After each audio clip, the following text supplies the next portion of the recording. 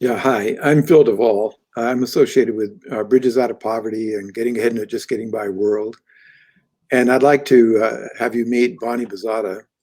We go back a long ways, don't we, Bonnie? We do. All the way to South Bend. I forget what year that was, but that was early on in the Bridges Wow. Initiative. Yeah. What year was that? And what were you doing at the time? 2004, maybe. Yeah, wow. I know. So tell us about your journey because now you're in Arizona. So I am. So, the work we did in South Bend was really important and really focused on integrating in the Bridges concepts and the getting ahead work in our community. And, we did some really great things. I had lived in Tucson in the past and loved it. And, was sort of hoping for an opportunity to move back and then end up doing some consulting work around poverty issues. And I was delighted that they really kind of caught it and developed a program called Ending Poverty Now and built it into their economic development plan, which was always one of my messages of what communities need to do to see poverty as an economic development issue. So I was able to come back and actually had worked for this department in Pima County in the past. It's now called Community and Workforce Development. And so I was able to, bring the Bridges and Getting Ahead and what we were doing in South Bend to Tucson. And, that was 6 years ago. wow. Yeah. So today we're going to be talking about evictions, and that's been quite the topic and quite the issue going on. So what are you doing about evictions there? What's the deal? Well, when the pandemic hit, and so much of what we were doing sort of, went away, right? Because we stopped gathering. We hadn't quite pivoted to a virtual world.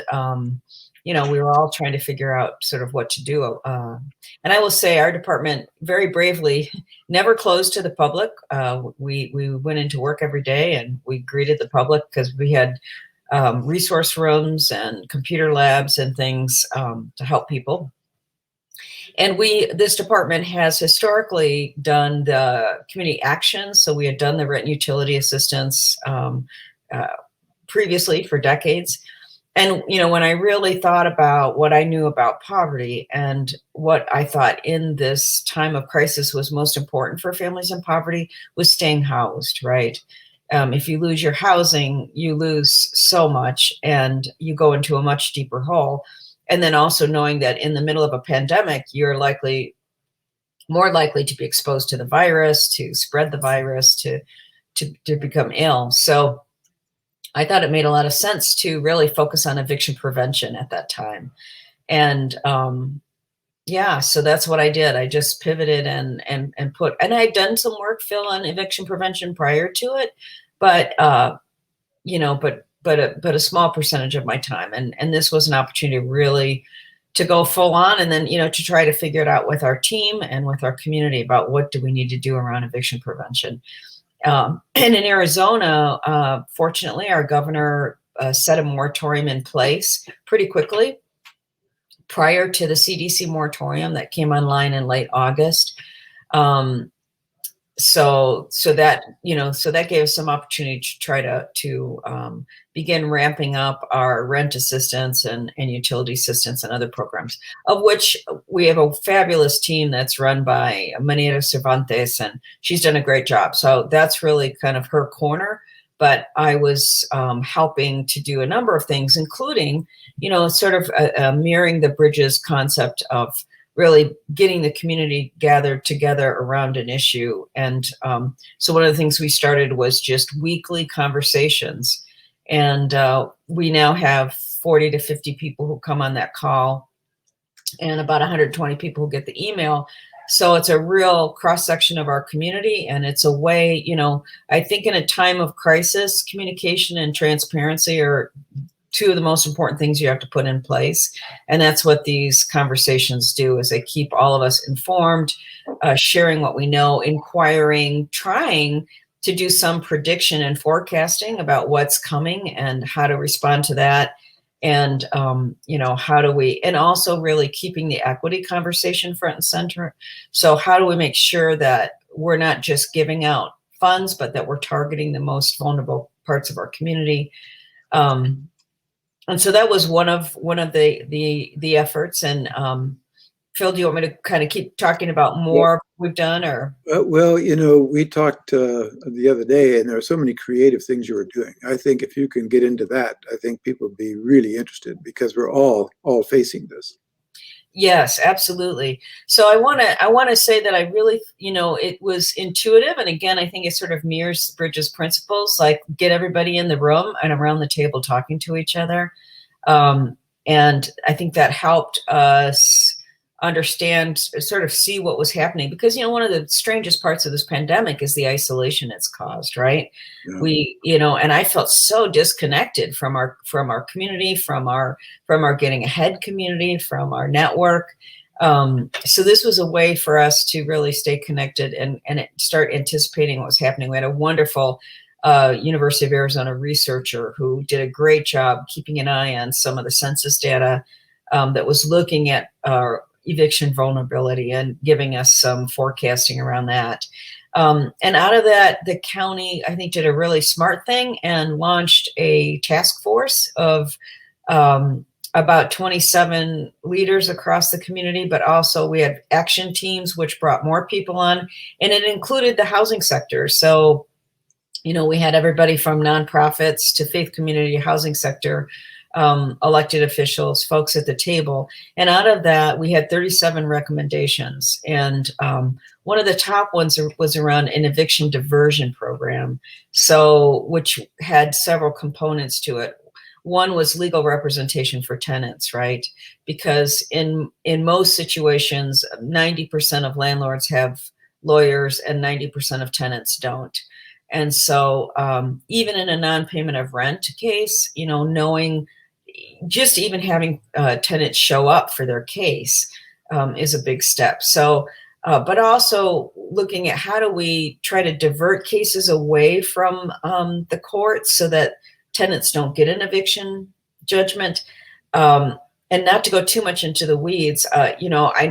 While I'm grateful that we had a moratorium, it was, in my opinion, one of the worst designed moratoriums, because it still allowed an eviction process and judgment to happen. It only put the safety measure in place at the point where a constable would knock on your door and evict you.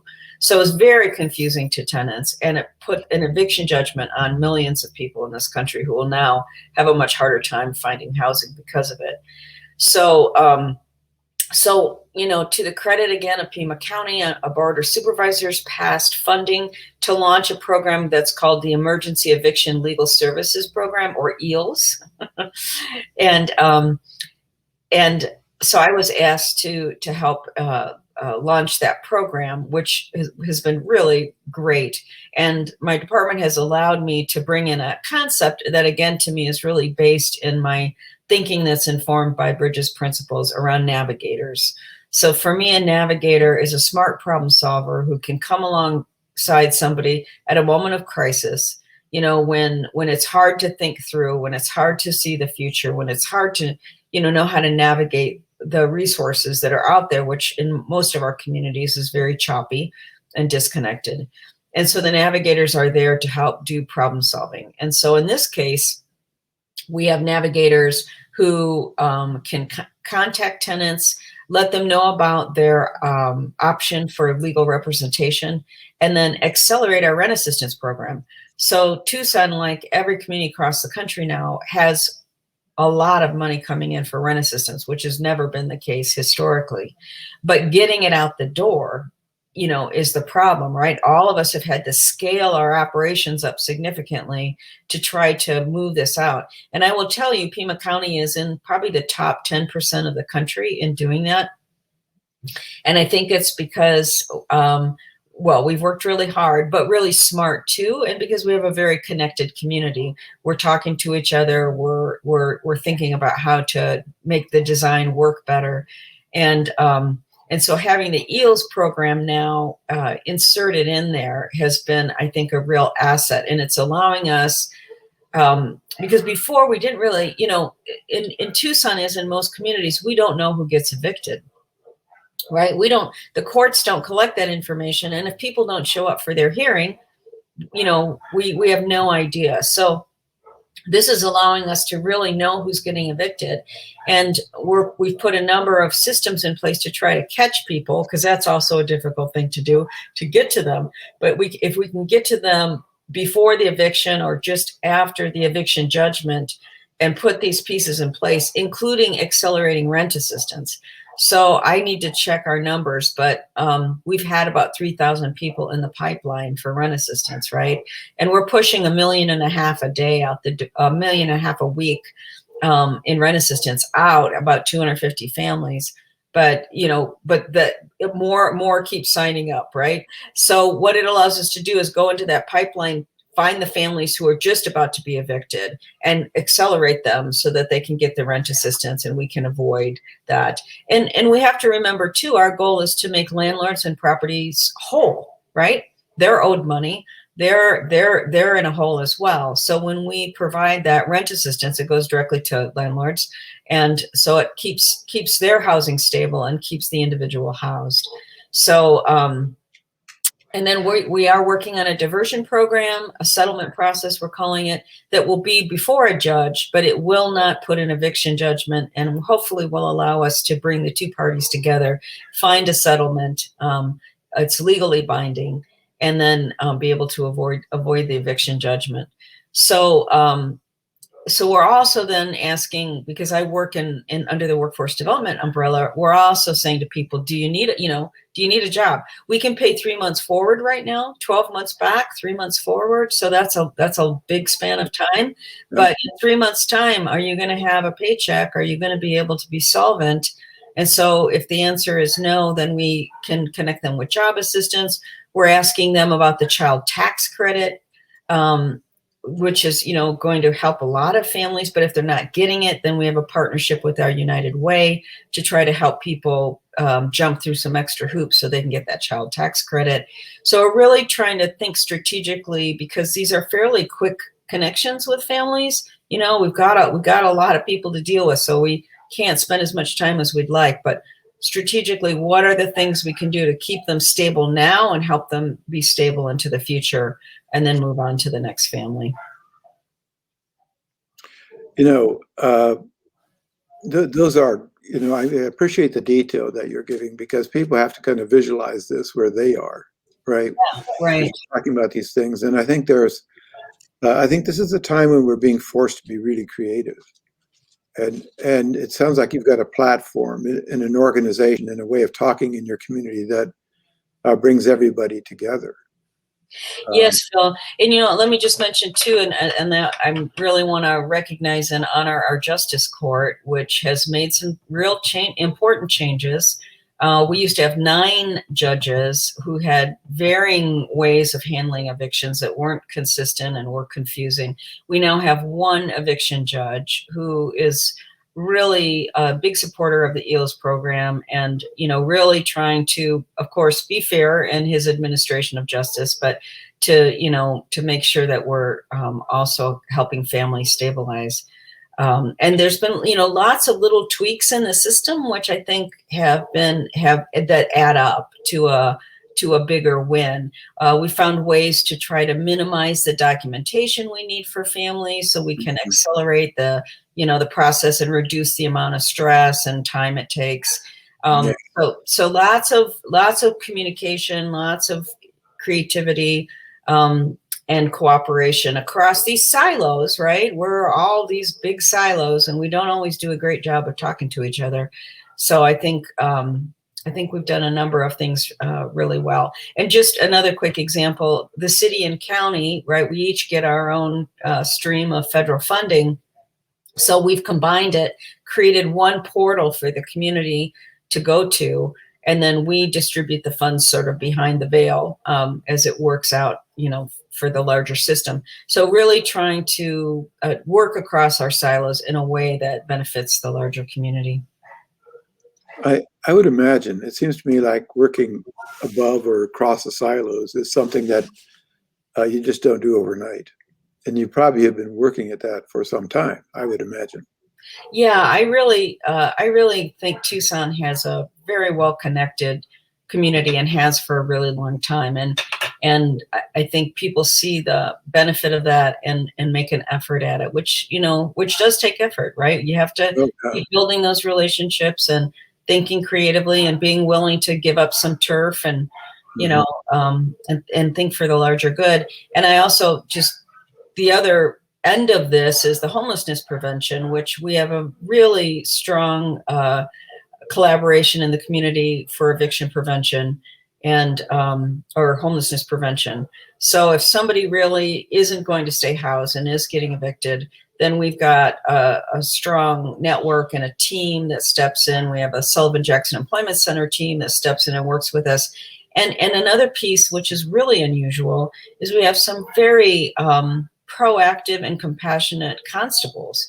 So they actually, I think it's one of the first in the country to have an embedded social worker with them. So when they go out, they try to give families as much notice as they can and then connect them to the social worker who's now working under EELS. So she gets supported by our larger effort. And then she can step in and try to activate the resources in the community that either prevent the homelessness or, get people transitioned into temporary shelter so that we can work on rehousing. And Phil, I'm sure it's the same in nearly every community wherever someone's listening from. But, we had an affordable housing crisis before the pandemic hit. And now it is crazy because Tucson is one of the, has seen some of the greatest increases in housing prices during the pandemic. Yeah. And so we're also, this is in the larger housing picture, we're seeing rent prices going up significantly. We're seeing affordable housing shrinking for families. So that's really exacerbating things because it's not just as simple as now I have to find another apartment. It's trying to find one that you can afford. And maybe I have an eviction judgment on my record now.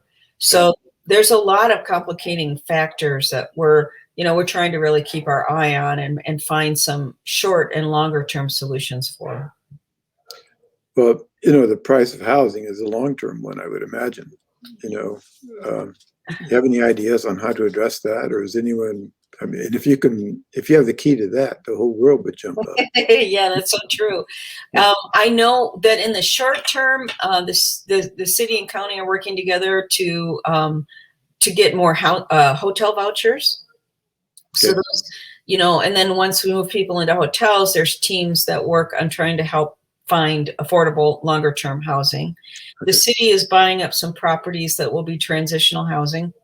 Okay. And again, a place for people to land that is not a shelter or the streets, that can give some support while working on longer term housing. And then there is funding coming in, and there are teams working on that longer term, how do we build more affordable or create more affordable housing, including conversations. This may be a little less true in other communities, but you see my cat there. People having, little, we sometimes call them mother-in-law houses in the backyard, or like small sort of studio units that people have on their property. So, how do we create more of those or support those being used as a housing option? So we have some really, it's not my expertise, but we've got some really knowledgeable creative people in Tucson who are looking at what some, medium and longer term options are going to be for us. All those things are pretty inspiring, really. And I think people will, I don't know if you're open to people getting in touch with you. You might get swamped. But I think the devil is sort of in the details on these things. I mean, you're kind of giving us the big picture. And underneath that, there's a whole lot of detail, I know. Absolutely. I'd be delighted. And Phil, I'd like to just mention one other aspect of this that I think is so important. And that is that we know we've got great partners at the University of Arizona, and some of their research has shown that 40 to 60% of people who qualify for benefits don't know about them. And so we've been, even in the face of the pandemic, with lots of partners in the community, doing resource fairs, we have a heat map on where our evictions are the greatest, and we are going into those communities and setting up resource fairs. We have one coming up tomorrow, in fact, that's being run by the city of Tucson. So people can come and get information. We can initiate rent applications. We can initiate utility application support. And also we did one in June, and we had 30 participating agencies. So people could talk to mental health providers, a lawyer, get pet food, you know, talk about housing, and go to us and get rent utility assistance. So we even had chaplains there if people just needed somebody to talk to, because people are suffering. There's a lot of trauma out there. And connecting people to the child tax credit, connecting people to FEMA, which will pay for funeral services if you had a loved one who passed from COVID.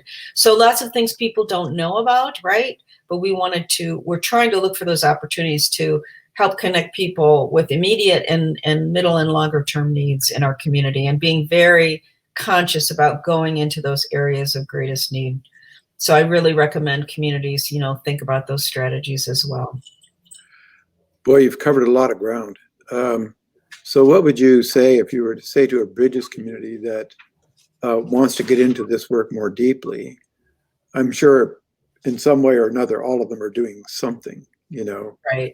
But you've just, itemized so many different things that you're doing. It's just amazing the reach that you have, and the amount of connections you have with different sectors of your community. But what are some, what kind of advice do you have, or what kind of things can Bridges communities do, or sort of like foundational concepts, if nothing else? So what do you think? Well, I think pull out your book, Phil, and read it again, about remembering, that we never want the Bridges and Getting Ahead initiative to just live in a corner of the community. We want it connected. And so that could, doing what you can to get connected, I think is really important. And then secondly, I would say, there is historically more funding coming into our communities than I've seen in my lifetime, I can say for sure. And, things like the child tax credit, which is considered one of the best poverty busting strategies ever. So how can we get families connected? And we know that we have our families that have been in generational poverty, and we have a lot of people falling into poverty for the first time, much like the Great Recession, right? Mm-hmm. And so suddenly maybe a family is eligible for SNAP benefits, right? For food stamps, or for whatever your state's Medicare program is. Ours is called Access, or CHIP for kids. So I think at this moment, thinking about how to help families know what they're eligible for, it's their right to get these benefits, and these benefits can really help provide supports. There's a broadband benefit out there now. So that's a federal benefit. That's a much reduced discount toward internet and computer equipment. I have an AmeriCorps member who just got a beautiful desktop computer set for $20 through this broadband benefit. Our families need to be connected, right? Or their kids have to go to school and you can't get certain jobs. And so I think really thinking about and prioritizing those benefit structures that you can connect families to. And then, getting ahead graduates are some of the best ways to get out that information in the community, right? There are those, peer-to-peer informants who can help spread the word and get people connected. And then I am really concerned about mental health issues. I think there is incredible trauma happening, and that there's, this isolation. I mean, when I talk to families, you can feel the strain that's going on. And so even just the more that we can do to connect with starting with our Getting Ahead graduates, but with our larger community and being mindful that, that it's a really challenging time. And a lot of what we talk about in your work, Phil, around, what scarcity does to our brains and our bodies, right? We know that effect and what trauma can do. So I think bringing that up in every conversation that we really have to be mindful of that in our schools, in our community and as we, move forward with our program. So we ask that question a lot and try to make sure people get connected to services in the community if they need it. Yeah, yeah. Wow, you touched on so many things. I was listening really hard. If I was watching this, I would be taking notes, right? And I hope people did as they heard you talk. It strikes me that you're working in a governmental entity, and you've been able to, reach out and get so many different sectors working together, and there's so many different governmental resources that you mentioned today. I wonder if all of our Bridges sites are as linked in as you are, where you are, to be knowledgeable about all the things that you talked about. And it could be that people are really missing. I mean, Bridges communities are really missing, connection and a way to kind of guide people to or work with the governmental entities. Yeah, I think that you raise a really important point, Phil, because the government is where the biggest money flows through. And I often say, and learned and relearned, Phil, taking this job, that what we do well is transactional stuff, right? We hand out rent utility assistance, and we, even getting people jobs. We don't do the relational piece as well. We're not built for that. But that's where the faith community, that's where the nonprofit community, that's where the Bridges community can really come in and be a partner. I know our health department has done a wonderful job of really networking out in the community for vaccinations into places where there's more distrust of government, right? There's less knowledge about government, and we're not the ones to go in there and do that work. We have to have those community-based partners to be effective. So I think I think that our Bridges network should consider not just connecting with government entities like, with a hand, expecting a handout, saying we're critical, right? You need us. We're here to help you get your work done better than you could by yourself, right? And yes, take advantage of every benefit and opportunity that's out there. Be informed about it, and absolutely, and if you're not finding that the folks like staff like me are being responsive, don't forget there are elected people. We have a county board of supervisors. Every city has council members that are elected. That's also a good place to go and say, we want to partner, we want to help, and we want to help get these benefits out in the community. So yeah, take advantage of it. I think that's just great advice. Interesting that, you kind of acknowledge that the governmental side is sort of transactional, and the part that we bring to it is the relational stuff or the transformational stuff, where it's about love and connections and people. Right. And I think that I think you've done that where you are. You put the two together. Yeah, I mean, imagine combining a check for $12,000 for back rent assistance with a caring relationship of somebody who can do it. That's transformational, right? Absolutely. Yeah. Put the two together. You can provide a lot of transformation for people. But the thing is, the $12,000 check is not going to help someone heal. It's not going to help someone work through their trauma. It's not going to help someone necessarily. Maybe they can get a job, but we always talk about keeping the job, right? Yeah. It's maybe not going to help family think about, what do my children need at this point in my life? Right. So yes, I am such a believer in that relationship part. That's really where the transformation happens.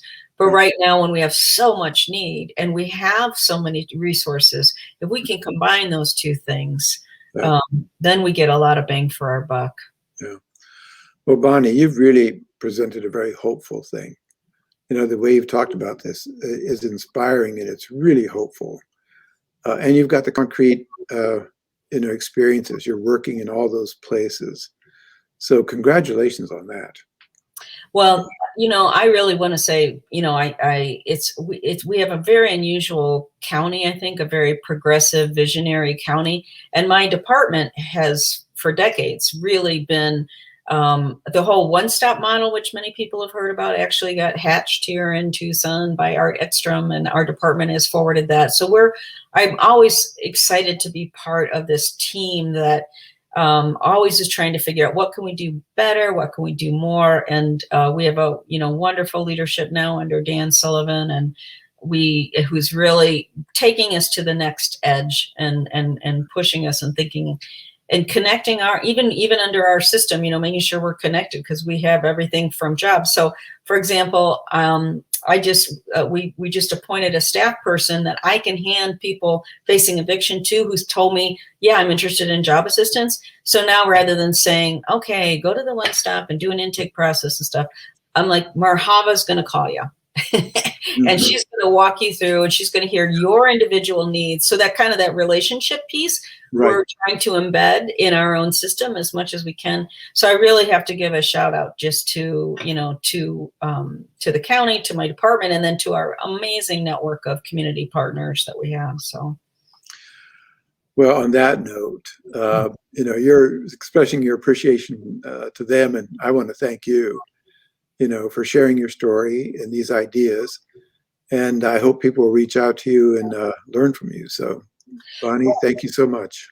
Thank you. And Phil, I just want to say, the Bridges principles are always in the work that I do, and it informs it. And I think it helps us get better solutions. So you're always like on my shoulder, tucking in my ear. We'll have to talk more on the phone.